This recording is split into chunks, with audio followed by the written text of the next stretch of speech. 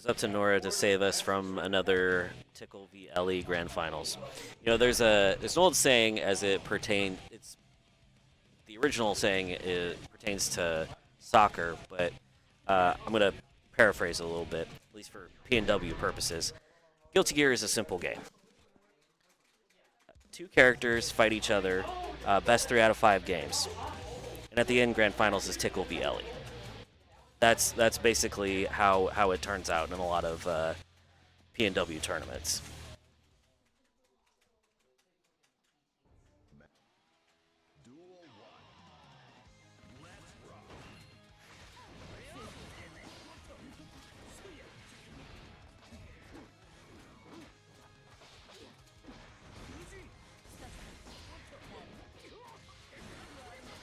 Both players spend their burst, and Tickle just kind of dashes in and hits JS.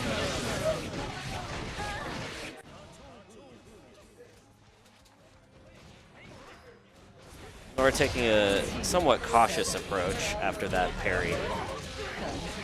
But of course, Eno's offense is strong enough that it just takes really one hit to go from mid-screen to the corner and into the wall break. Now, if Nora had committed to parry there, that would have worked, but chose not to and got hit by the jump dust. It's tough to kind of make that split-second decision because the jump dust is intended to kind of be a delayed option. But Anji parry, being active for, I believe it's 30 frames, is kind of meant to catch that. But Tickle now has a wall break and really is kind of one interaction away from winning, especially as Nora has now spent her 50 meter. But may get it back? No. That is going to be the end of game 1.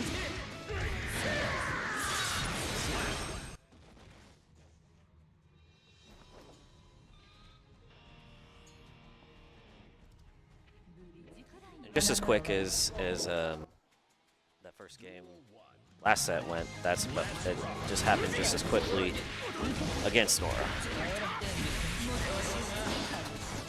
But Tickle's offense is suffocating at the best of times and downright dominating at its apex.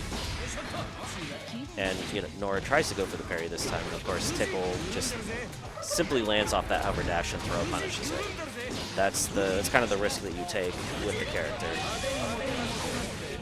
Oh, now that was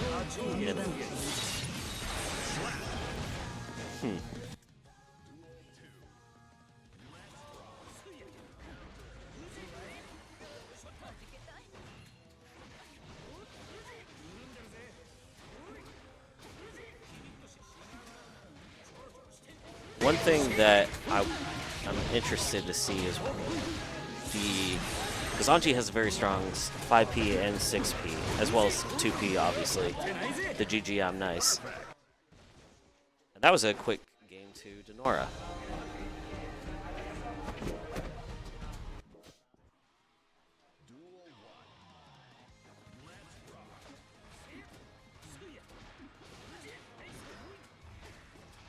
Yeah, so Nora, oh, that is a burst bait from Nora.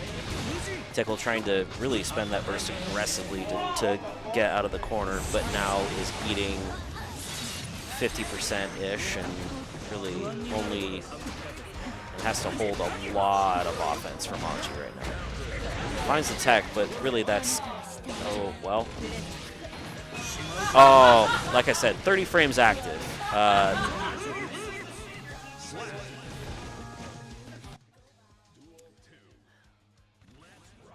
It's really difficult in the heat of a match for people to account for 30 active frames to be able to adequately punish that super. And Nora's looking very strong here now. After that first game, Nora's adapted incredibly well.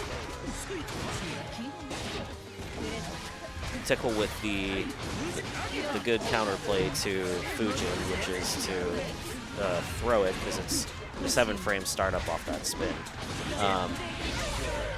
Now Tickle went for a reversal super there. I believe that Nora, like the last instance, may have been able to parry in response. Ooh. Was stuck in a bad situation, but got the back throw incident. And now it's 2-1 to Nora.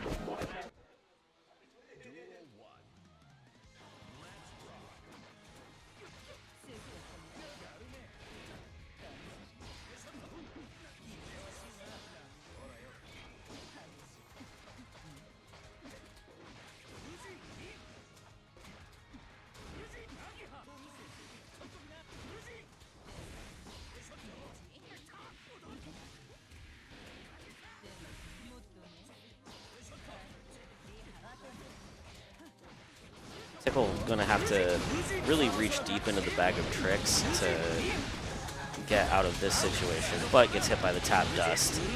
You have to deal with all of the Fujin shenanigans, and then, you know, Anji just runs up and hits tap dust. It's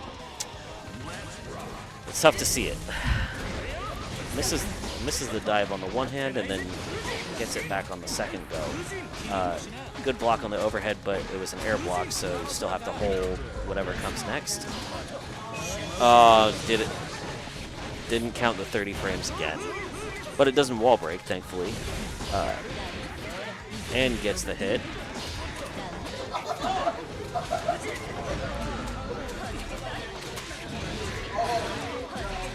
That was a great whip punish on the 2P to get the wall break.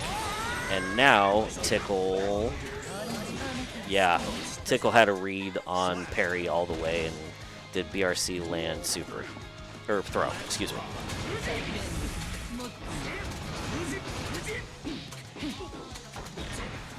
Gets the double 2K, but not the 2D to combo. Yep. Yep. And because the distance on spin is so variable, it can catch a lot of the spacing of it, and when he goes into Fujin after, can catch a lot of people off guard. It's still match point for Nora, and spends all of her meter to get that whiff punish, putting Tickle really into a last hit scenario. Oh, that is a great counterplay on Phantos. And Tickle gets game 4. We are at 2-2, last game. The one thing that is so fun and also kind of daunting to watch between players that are really good at this game is just how fast everything happens. I know that I try to play a fairly deliberate style, mostly because I'm old, but it is kind of amazing just to see how quickly decisions happen. You know, we're at 87 seconds, and Nora's already down to 25% life, and Tickle's working on a perfect, and gonna get it. So now it is match point to Tickle after being down 2-1 and match point. So, Nora taking advantage of that really dominant 6P by Anji. It's actually one of the few that really, that was kind of the 6P that most of the other ones in the game got normalized to, so it didn't get affected nearly as badly as the others, and is really strong in its own right because it has a deceptively large hitbox. Now Tickle's in the blender, and Nora has 100 meters, so Nora elects to go with the super. That's not going to kill, but Nora could just mash jet. Ooh. Now Nora has to decide whether to, yeah, by getting hit there, Nora had to burst. And we got 2 green Marios. It is double Luigi. Tickle has a significant burst advantage, almost at full burst, so it's probably going to come out at some point. That is a great use of far slash to catch the burst there. And now Nora is probably at about 35% life. Conceivably, Tickle could it could be a one-touch kill scenario, but yep.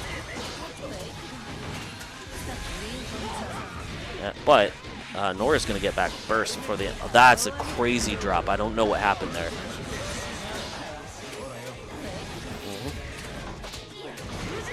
Now,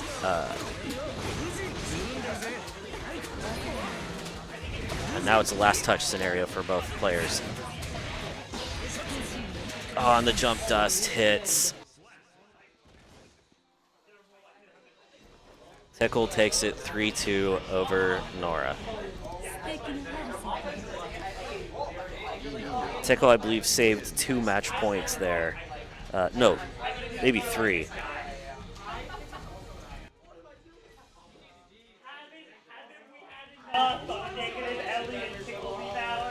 And so we get the classic.